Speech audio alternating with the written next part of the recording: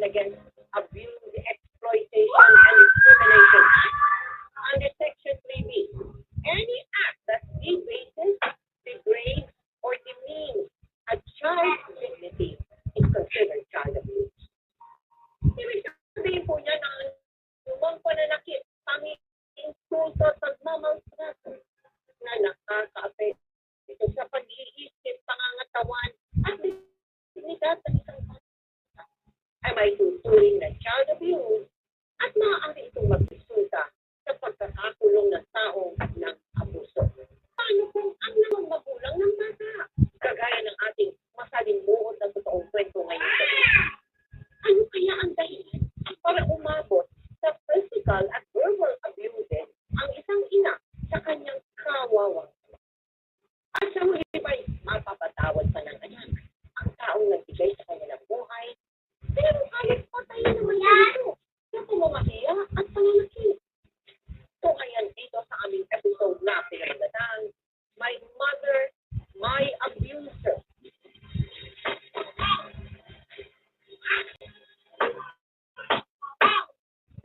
Hindi pa niya tawag ni Mami ah.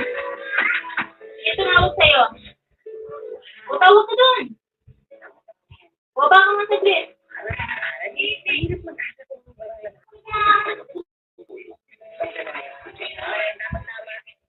Yung pinututo kita ng pagpilihan. Paborito ko. Ano pa naman yan ang gusto ko yun, no? Maalam pa.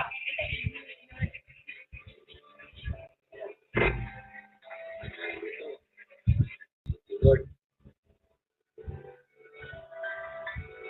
Ito. About it. Teka. Oh, andito na pala ako. Yes. Hindi na sure. Anak, hindi na ako pasok. Kasi muna, kakain ka muna. Kasi muna ibang sigura ako. Ano gusto mo? Pareho paborito mo ito.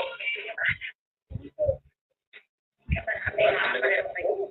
Mana lang po ako sa'yo, Tay. Pero sa ganda, kay nanay naman. Alam mo, ang totoo, ipasa mo talaga ang kamukha mo dahil piniglan. Talagang kita. Oh, ayun mo pala yung tatay lang. Nagmana kaya gano'n.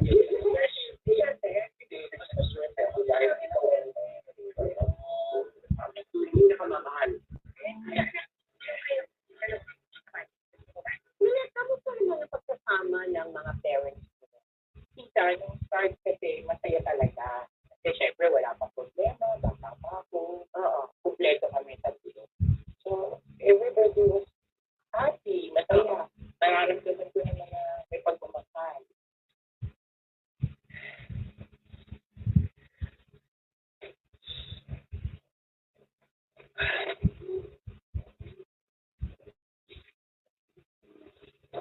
Ang ka lang. Umaga na, ang kanagalit. Sa trabaho. Di ba nga umi-extra ako pagdagdag sa gastos natin dito. Sa araw naman, nag-aaral ako. Isis naman yung kapalit ko gabi. Kaya nag-straight na lang ako. Totoo ba yan? O, baka naman mamaya, may iba kang pagkain, inuumian. Baka yan yung binanay pa ng mga magulang sa'yo. Masinay ka? Pwede ba umuwi kami mga magulang ko dito? Pero sulan na ako kasi yung nimilit eh.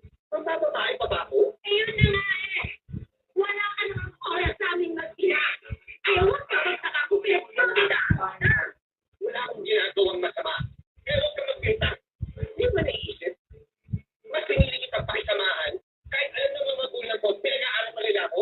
Sinayta, may sinagaling ako sa kanila para sa'yo at sa anak natin. Oo na. Sige na. Alam ko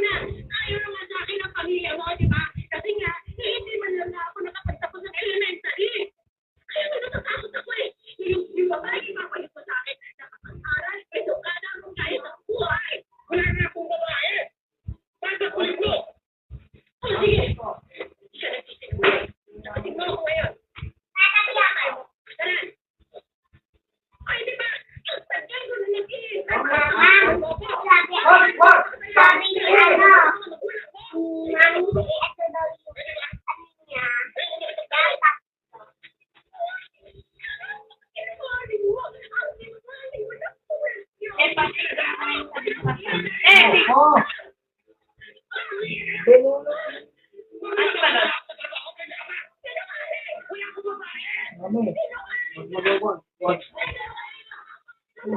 Wait, hindi pa.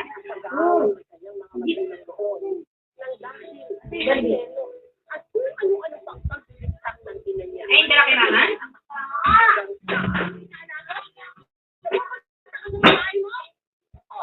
Tama ang kinala ko, hindi ba? Tama ako? Oo. Lahat na sinema. Ako na lang parating na tama. Lahat ng sinema. Totoo yun. Ngayon si Balon.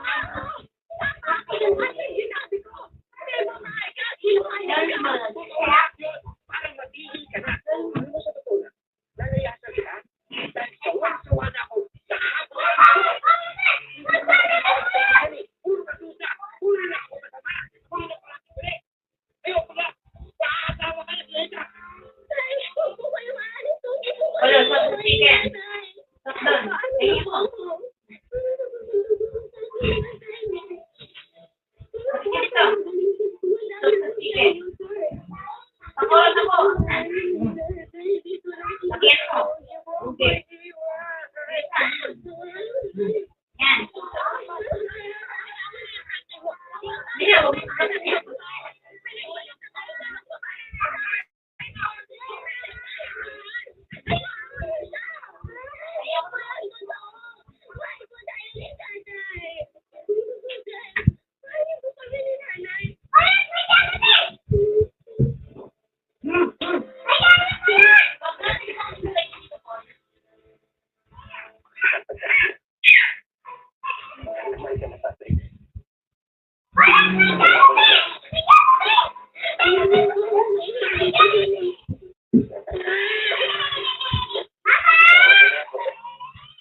Kaya susunod ka.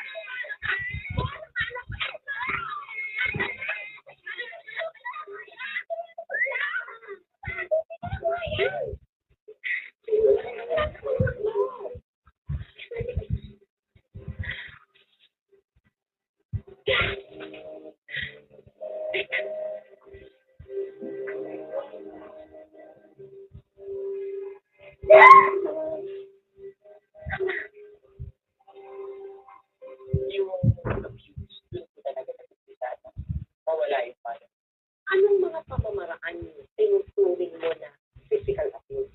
Yung hawakan mo ng wali, ganyan po. Kailangan po kasi sa nakatawan mo. Tapos, hangiran po, nakulang po. Noong unang panahon kasi ang hangiran na kulang po, yung bakal.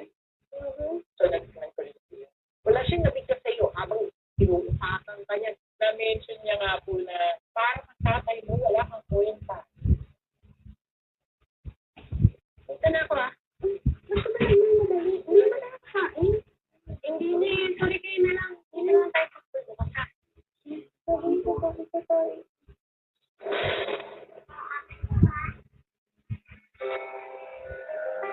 Bakit meron pala?